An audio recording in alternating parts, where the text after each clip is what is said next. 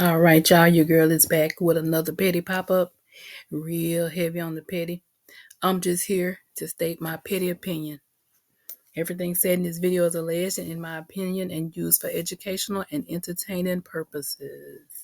All right, y'all. Hello, hello, hello, petty betties. How is y'all 2024 jumping off?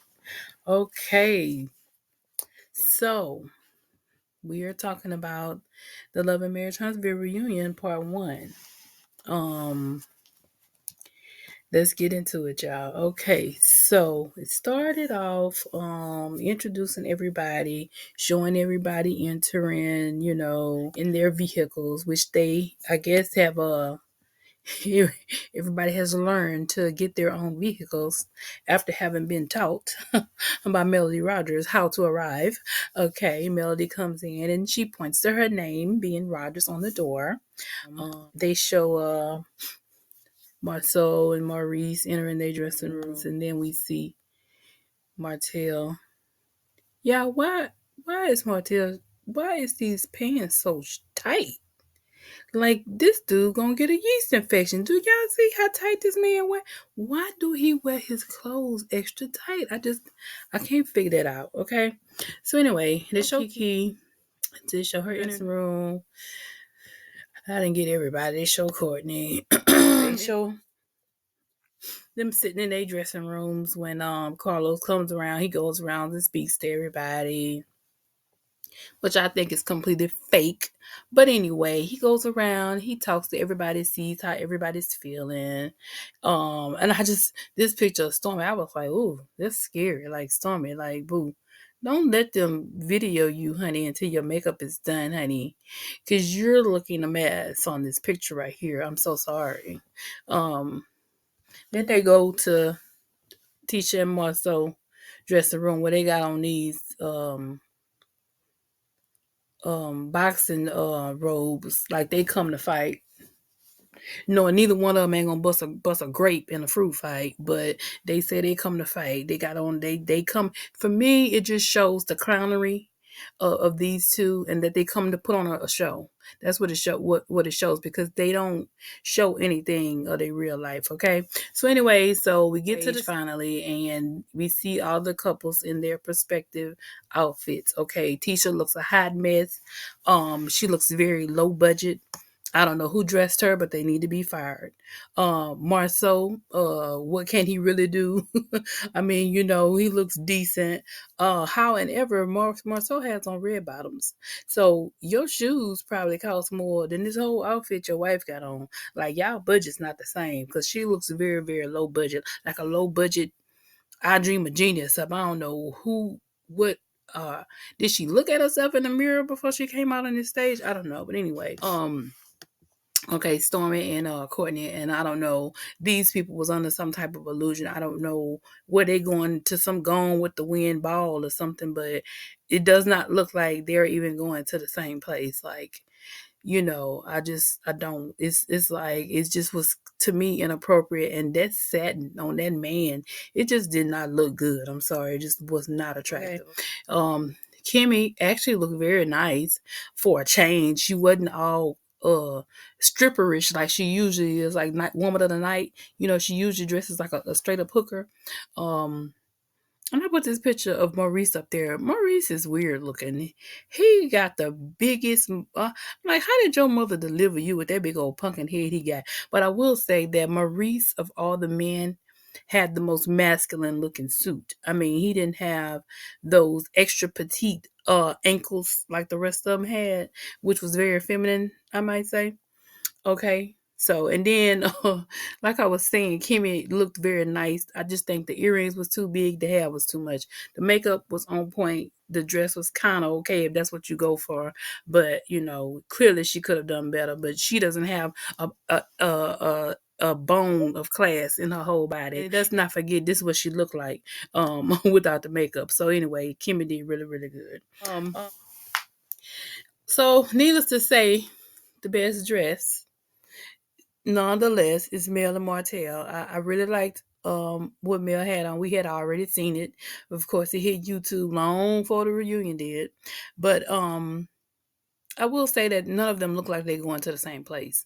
I just think that Mel, she just really stood out against the rest of the ladies. The rest of the ladies, just they what they had on didn't compare. Martell had on a really nice suit. The color was really nice. It's just extra tight. I just don't know why he wears his clothes so tight.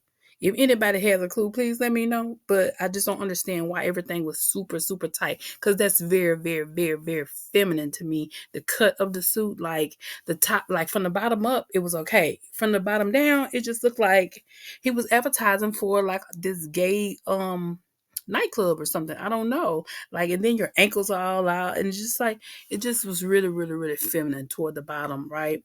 So anyway, so we get to the business, right? And so Carlos is doing his, introductions of everybody. As he calls Mill out, he calls her. He looks to Martell before he says it, Melody Rogers. Okay. Melody comes out. He asks her how she feels. Mill says that she feels good.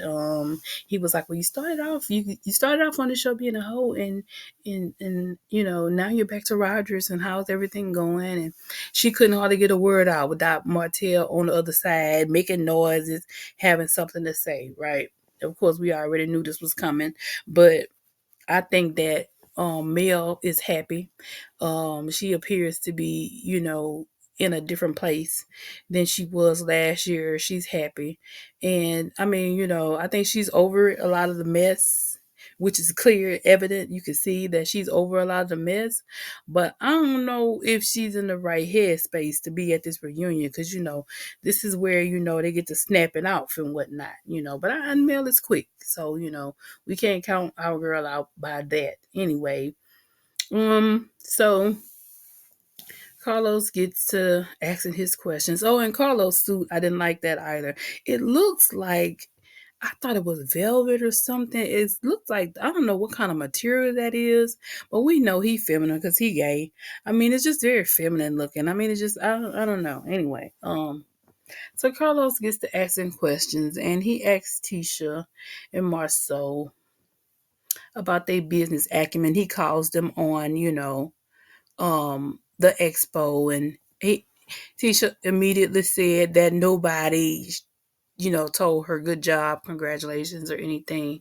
And Mel said that she did, and if Marshall don't do nothing, he gonna make Tisha look bad, right? So Marshall interjects and says, well, these people did say, that you did a good job. These people did say that you did a good job, making Tisha look like a complete fool again.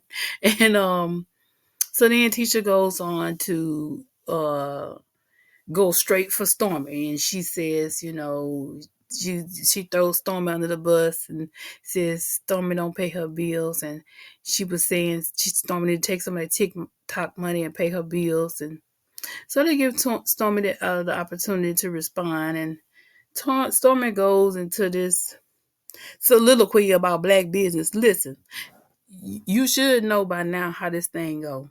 Somebody throw a dig at you, you throw a dig back. You don't go into no diatribe about black business and what's wrong. And no, when she was throwing them digs at you, you were supposed to throw digs back. I would have read Tisha out of her socks. You should. All you had to say was, okay, but spell shipping and receiving. Okay, you want to know what's going on with me and what I'm doing with my money? Okay, but spell pregnant. Okay. If you could spell pregnant, then I'll tell you what's going on with me. You know what I'm saying? That's all she had to do because we already know this hoe can't even spell. She can't even talk. You know what I would have said? Let's make it easy for you. I'll make it easy for you. Spell expo. Bitch, if you can spell and pronounce expo, bitch, I'll tell you what's going on with me. That's what you should do. Because at the end of the day, everybody knows that Tisha and Marceau are embroiled right now in a bunch of lawsuits. Every business they got is under attack.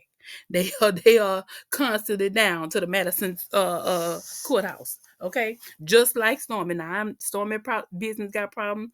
They business got problems. Pot can't call the kettle black.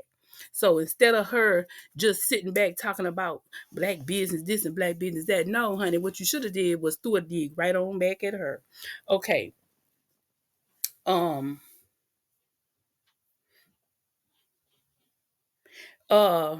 Carlos, who is clearly biased, he didn't ask. He basically let Tisha say whatever she wanted to say. He let her continue to throw digs at Stormy. Stormy evidently wasn't prepared because she didn't throw no digs back.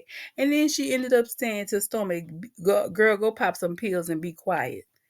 Now, what now? What you say? Go pop some pills and be quiet. See, my attitude is too volatile to ever accept nobody saying that to me. But that was an opportunity for Carlos to stop her in her tracks and let everybody know that they were not going to accept them saying things about people that were not true and that they had no proof of. Because Marcel and Tisha constantly throw out things and say stuff about people that may or may not be true, but they can't handle no criticism and no critique on their own. They can't handle nobody talking about their marriage. They can't handle nobody coming for them. But they don't give anybody else that same respect. You know what I'm saying? And it's tolerated. I mean, they didn't get no follow-up questions, which, as far as I'm concerned, it means they being protected, okay? Because everybody else gets questioned, okay? So then he moves on to Kimmy, and he asks Kimmy about, and Maurice about, the statements Maurice made and all that about when Kimmy was going through her cancer battle. Listen, I have no energy for Kimmy and Maurice. I don't care about her cancer battle. If she don't care about it, I don't care about it. Now, if everything you ever try to say to try to speak up for Kimmy or just to let it, Captain Save-A-Ho Kimmy gonna come in and justify whatever he's saying, because Kimmy is clearly Team Scott, and she knows you can't go against the Scott. Now she'd have been told, don't go against the Scots. She's all for it.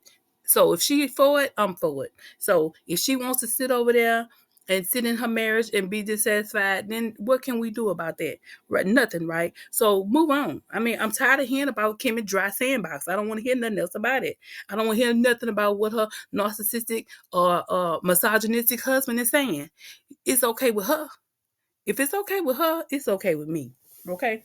So then Carlos turns from them and he turns to Mel and he says that, Mel, you stated that you had faked, an orgasm in your marriage. Well, he couldn't have get the question out without Martell over there. That's Cap. That's Cap. She lying and all this, that, and other stuff, right? So then he asked Mel, had she ever faked it in her marriage? Mel says yes. Okay. Martell holler about that's Cap. I got a hook in the curve. Ain't no woman I'm seeing gonna fake it. And she wet the bed up. She kept the bed stayed wet. All he did was prove that he is sexually immature. He is a freaking toddler on a toddler's level, and that he does not understand that a woman getting wet has nothing to do with her actually having an orgasm. He obviously don't understand how the body works. And what I don't understand is, how do y'all get married?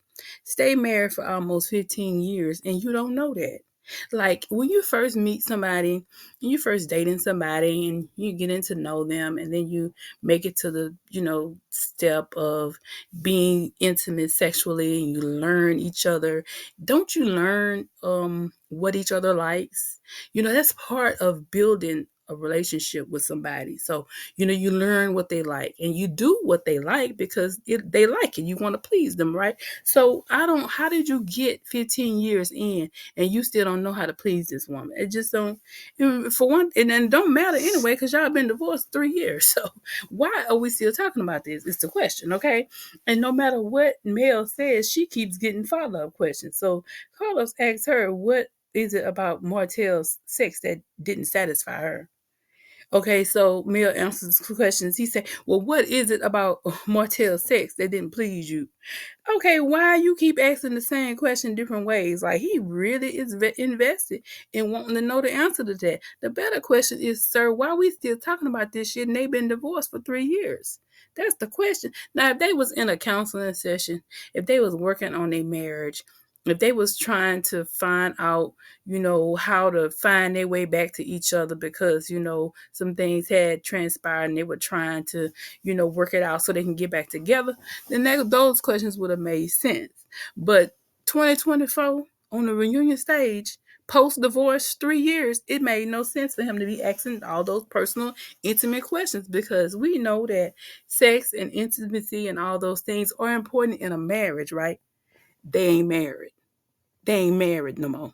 So why y'all still asking these questions? I couldn't understand that.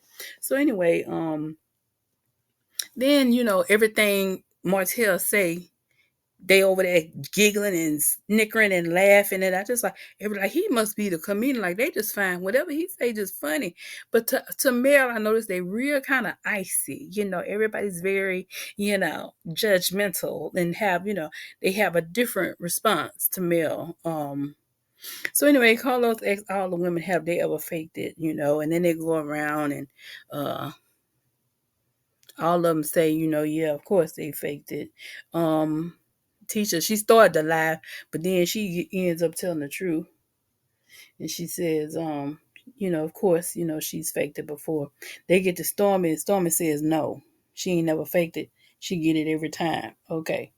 Well, I guess that's possible. I don't see that being true, but that's what she said. Okay. Okay. So then they go to a little break, y'all. They go on a little break. And they show Stormy and Courtney.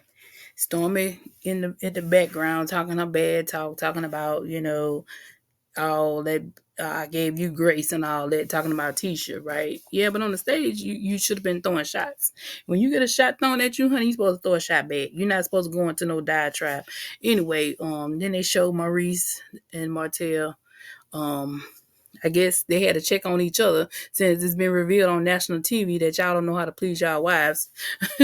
And then they showed Tisha and Marceau, and Marceau was trying to get Tisha together. Tisha wasn't having none of it. Tisha say she tired of people coming for her and all that. But anyway, it just showed to me, like I said, they came from the beginning. They came to entertain. Okay, so anyway, they get back on the stage. Then Carlos continues.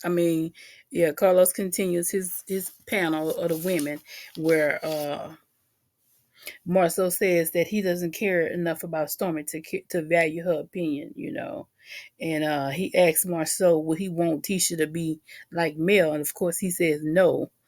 Because Mel lost her kids because she was booked and busy.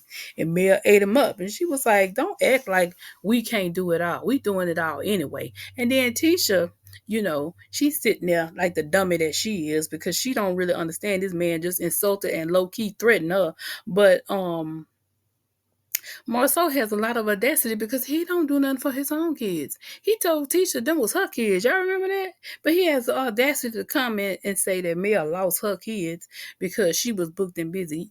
Okay, so let's be clear about a couple things. Mel has not lost her kids. Her kids spend a week with her. They spend a week with their daddy. That's not losing your kids. They're actually executing joint custody. That's what joint custody is. When the kids get old enough where they don't want to be bothered, they don't want to go to their daddy, they can speak that. But right now, they're actually spending joint custody with both of their parents. Okay, and Mel is very she's a very loving mother. She's a very capable mother. She is still doing all that she does to provide for them. And I don't think any woman should be villainized or demonized for providing for their children when it's clear that the partner cannot, will not, is not interested and doesn't. And you don't. And while you're making those statements, you depend very heavily on your wife. Every loan you got is in Tisha's name. So it's just the audacity of him to make a statement like that. But Mel ate him up. Okay. He just had a lot of audacity. Okay. So anyway, we get to the last segment after they do the ladies panel. I just wanted to say right here, look at the cut of Carlos' suit and Marceau's suit. Marceau looked like a stuffed turkey stuffed down in that, but he took the care to make sure he had some red bottoms on. But anyway, the cut of the suit down to the bottom is very feminine. It's very confusing. I don't understand that. Like, what's going on in Huntsville? Like,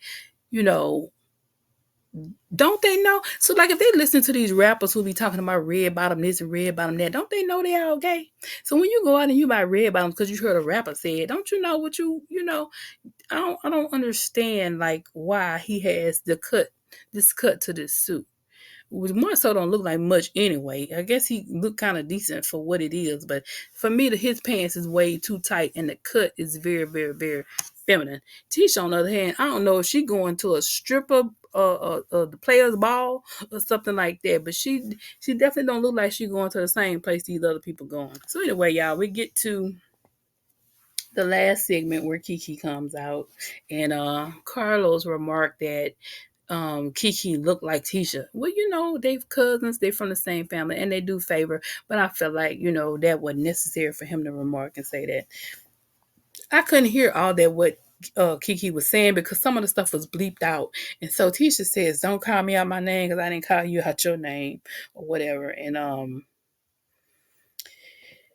to her, so now Tisha has somebody that can go back and forth with her because Kiki is not storming, and Kiki is going back and forth with her.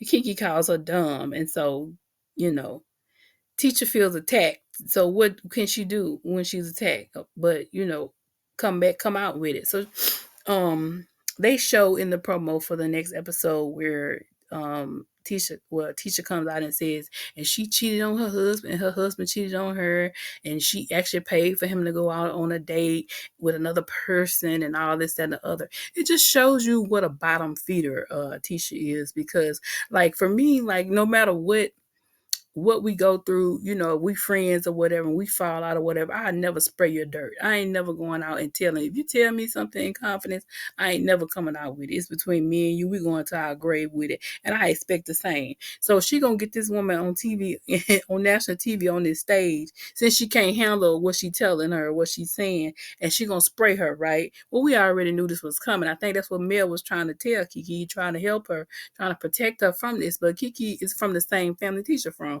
She just as dumb and Bessemer as Tisha is. So she don't have the capacity to really understand and listen to me. But anyway, so this first episode was like a setup for the next one to me. I don't think we really got a lot. I mean, we just got a little bit. I mean, they showed us a little bit of what's to come in the next one, where we see Martell storming off like the 3-year-old toddler that he is. And some other things gonna come out. I don't really want to discuss it. We'll wait till the next one. What did y'all think about this part 1? I'm gonna give it about a 5.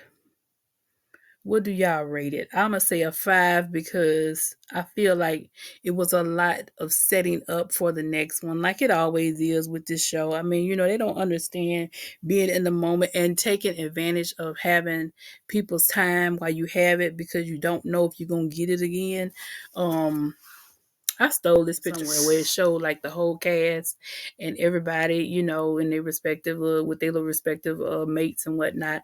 And mostly everybody looked nice except Marceau and Tisha. I feel like they are the bottom of the barrel on this show. It also explains a lot about why they're the most offensive, why they don't want anybody talking about them and they stuff, because actually, they try to pretend like they the best of the best and they on top and they in cahoots with the other Scott. They have to be, because they have come up with this game plan so as not to make themselves look like the bottom feeders that they are. If you look at everything financially and think about where these other people are financially, clearly they are on the bottom. They're on the bottom list. Them and Martell, they all at the bottom. Like, how the rest of these people live, just think about their homes and where they live at, and think about Marceau and Tisha, where they live at and how they live it. You know what I'm saying? They really actually on the bottom. But anyway, that's all I got, y'all. I ain't got no more. What do y'all think about this reunion? I can't wait for part 2. Y'all get down in the comments. Let's talk about it, y'all. Thank y'all for watching. See y'all next time, Petty Betties. And until the next time, y'all. Peace.